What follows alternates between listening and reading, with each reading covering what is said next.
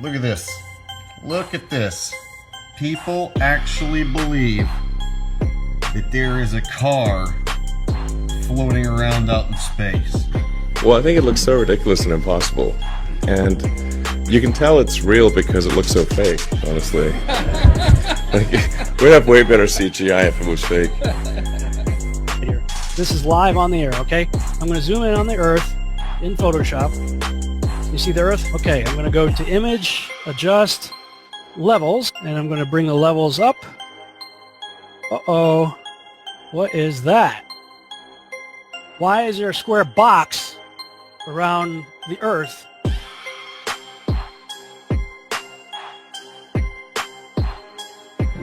It is Photoshop, but it's has to be. It is Photoshop, but it's has to be. It is the world that has been pulled over your eyes to blind you from the truth. What truth? That you are a slave, Neo. Like everyone else, you were born into bondage, born into a prison that you cannot smell or taste or touch. A prison for your mind.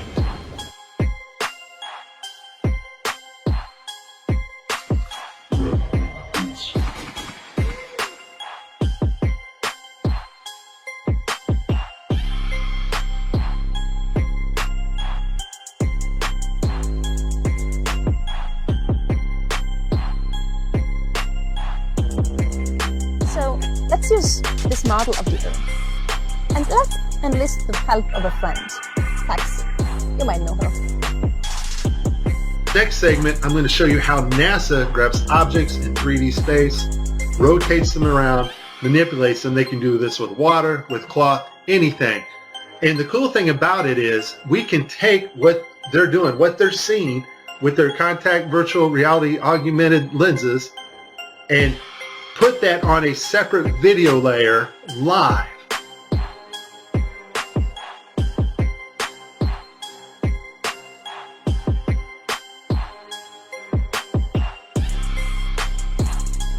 Okay, I have a lot of Tim Peake screw-ups, but this one here, the system glitches, the software does not track his hand properly, and Tim slips his hand underneath his other fingers, which is tightly holding onto the mic, which would be impossible.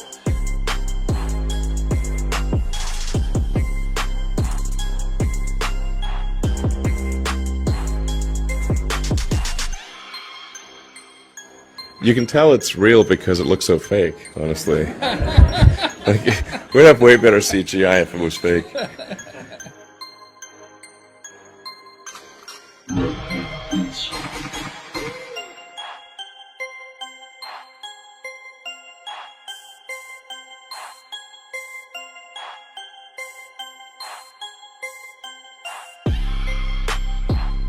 Just another example of NASA faking space. Let's take a look here at this supposed image of Jupiter. Nothing more than CGI fakery. The supposed auroras. Again, at NASA's official website, where it states Hubble captures vivid auroras in Jupiter's atmosphere. Here's the problem. The date of June 30th, 2016. Now take a look at this. Another so-called official image of Jupiter. This one's from back in 2014. You see the problem here? Now let's take a closer look at the supposed two images provided from NASA of Jupiter. All the clouds are in the same exact position. Here's a side-by-side. People can't see what's taking place here with NASA. Nothing more than fakery. I mean, give me a break. This is a complete insult. If you have a brain in your head,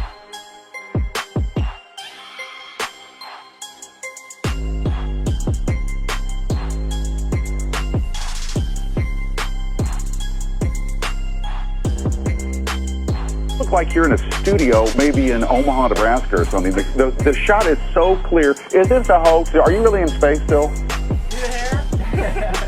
I don't know. We're going to have to do something for you. I want to do it. I know. Oh, yeah, I can do that. Watch this.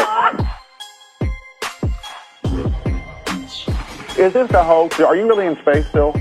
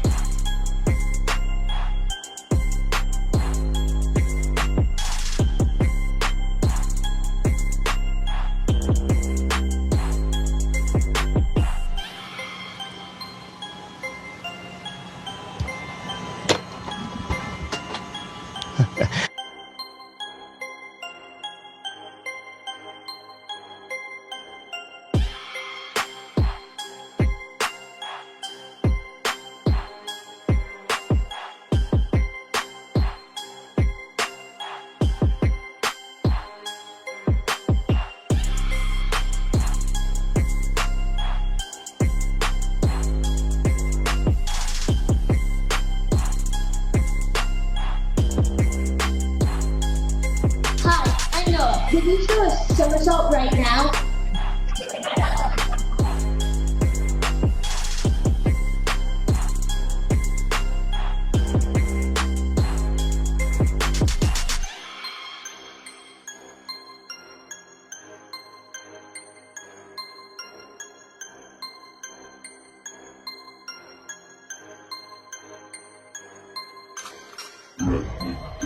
Is this a hoax? Are you really in space still? See the hair? See the hair? And they just start making stuff up. Yeah. Like that Neil Armstrong guy. Have you seen him on the talk shows? Neil Armstrong? You mean the first man to walk on the moon? Talk about a fish story. Yeah. Man, and they're buying it. Oh, yeah.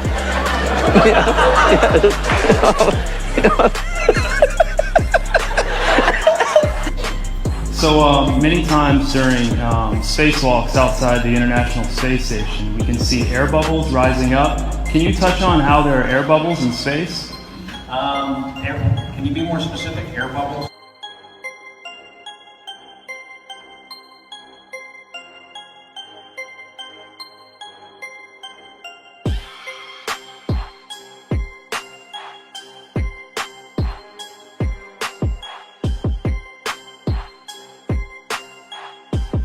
So yeah, like a lot of times during the footage, the NASA footage, you can see bubbles coming up out of the helmets or kind of from underneath you.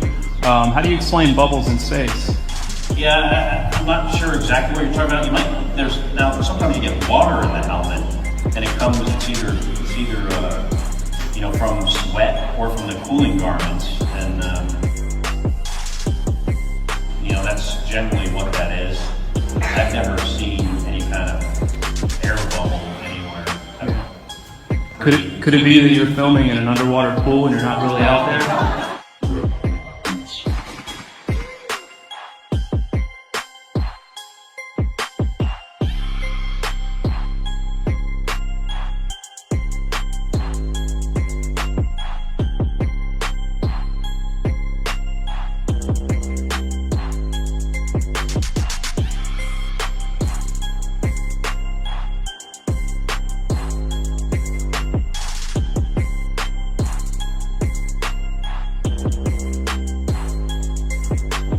Let me tell you why you're here.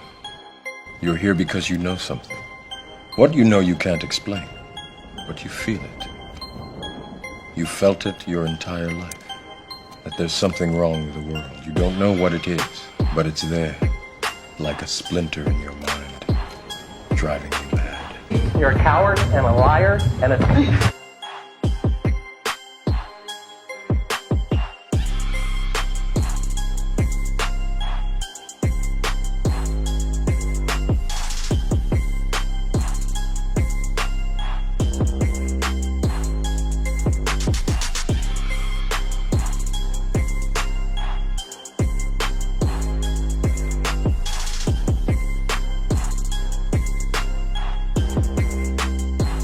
In 1986, the shuttle Challenger exploded about 74 seconds after takeoff, killing all 7 astronauts inside.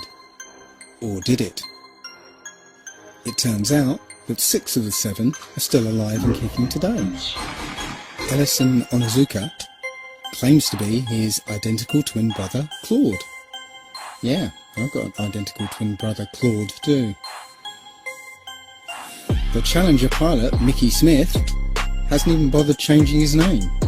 He's now Professor Michael J. Smith of University of Wisconsin. Now, Krista McAuliffe was a bit of a sneaky one. She was the Challenger payload specialist, quite famous for being a teacher. It turns out during her astronaut days she was using her middle name, Krista, and now she goes by her first name, Sharon. The Challenger commander, Francis Richard Scobie, is now Dick Scobie, which sounds like a rather unpleasant disease.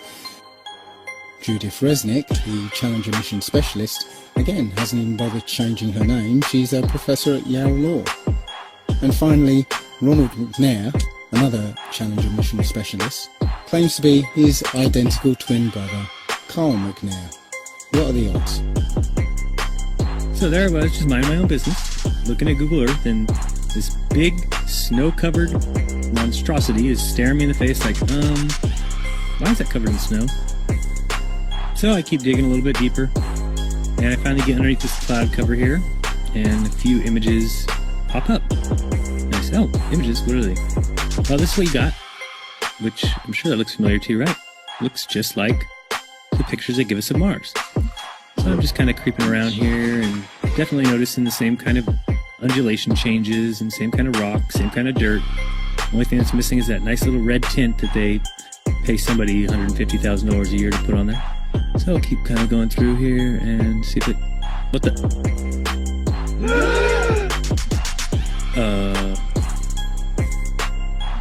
Yeah. So, I got another truck. Oh yeah, it says NASA. What's that say? Mars Project? I think I found out where Mars is, guys. At some point in the future, we're going to look back and say, how did we do it without space? The kinds of technologies that we're testing out on Space Station are definitely helping us with our goals of going beyond low Earth orbit. Early in the next decade, a set of crewed flights will test and prove the systems required for exploration beyond low Earth orbit. Right now, we only can fly in Earth orbit. That's the farthest that we can go. And this new system that we're building is going to allow us to go beyond and hopefully take humans into the solar system to explore. As we get further away from Earth, we'll pass through the Van Allen belts, an area of dangerous radiation. We must solve these challenges before we send people through this region of space. We must solve these challenges before we send people through this region of space. There's a small problem with going to the moon, and inch by inch, NASA is leaking out that they know that there's a problem there. It's called the Van Allen belts, high radiation belts of charged particles around Earth, and we don't know how to get through them, they say. Well, isn't that interesting, because there sure didn't seem to be a problem back in 1969. The moon landing stopped in 1972 and we haven't been back. We haven't been beyond the Van Allen belts. NASA admitted that it had lost the original footage of man's first steps on the moon. Go to YouTube and watch A Funny Thing Happened on the Way to the Moon.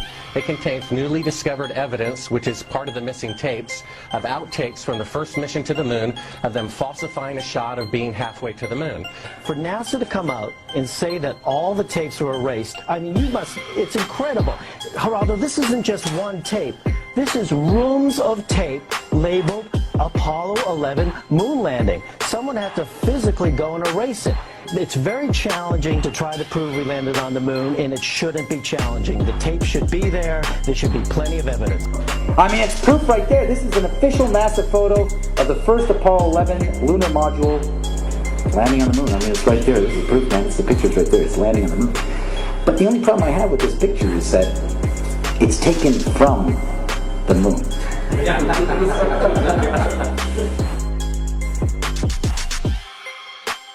People who believe they saw the landing on the moon because they heard it on the radio.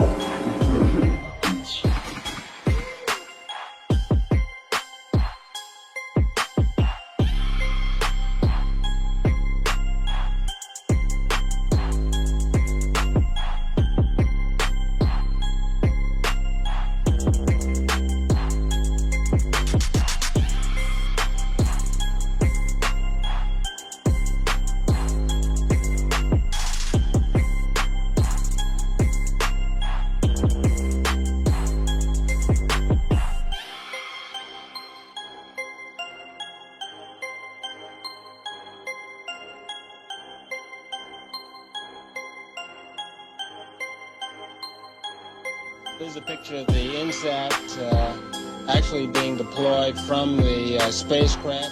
Did you see it in the background? There was a guy in the background, man. I'm not kidding you. You can't deny that that's someone in the background. There's a guy moving in the background.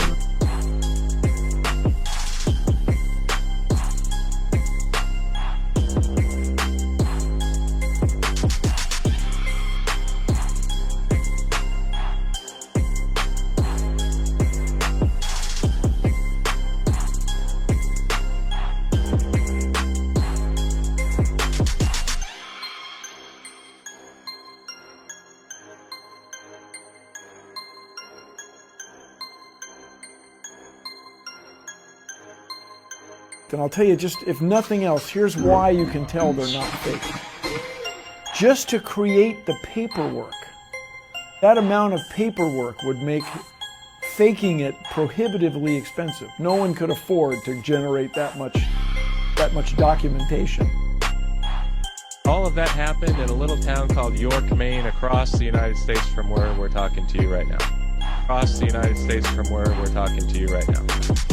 My research of the last year has led me to the conclusion that not even low Earth orbit is possible, that the International Space Station is a hoax, and all manned space travel is fake. First though, let's have a look at the International Space Station. I want to talk about some of the anomalies I see there. For the inside of the International Space Station, there are a couple of zero-gravity tricks that they use to fake it. The first is they have a complete mock-up of the International Space Station built on the inside of an airplane. And that airplane does a bunch of rises and falls. It does an upside-down parabolic trajectory, and that simulates zero gravity. The other main way they simulate the zero gravity is with suspension in front of a blue screen. And they use that trick for extended periods of time, for longer than 45-second segments. But they can't move around as much. They can't do the acrobatic flips and rolls in the extended mode. So there's full motion mode where they can fully move around, and that's faked in a plane, and then there's suspended or extended mode where they're suspended by wires in front of a blue screen. They don't move around as much, but they can make the scene last for a longer period of time. The extended mode is much quieter than the full motion mode. In full motion mode, you can actually hear the sound of the jet engines, the engines of the airplane. In every single scene of full motion mode, in every segment of the International Space Station, you can hear this loud sound, the sound of jet engines. You could argue that it's the air conditioning system. Not even an office air conditioner is that loud. And why is there a loud sound in every segment of the International Space Station?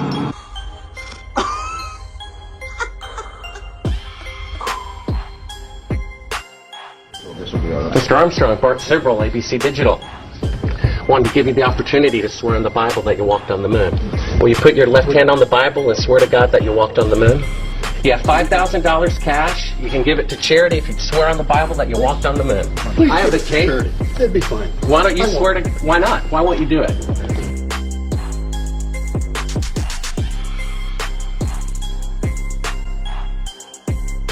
The Earth supposedly 23.4 degrees on its axis. And that leaves you, of course, the occultic number, again, 66.6 degrees off.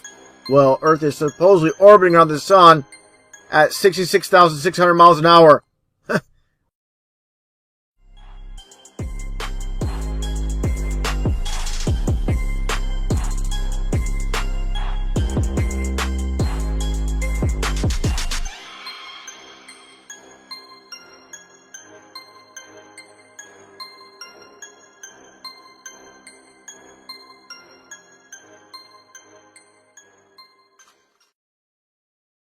Llévate un Spicy Crispy Chicken Sandwich con papitas y refresco mediano por solo $5 cuando ordenas por el app. Ahora, cuando bajas el pique, ya eso es personal, crujiente, tiernito y jugoso.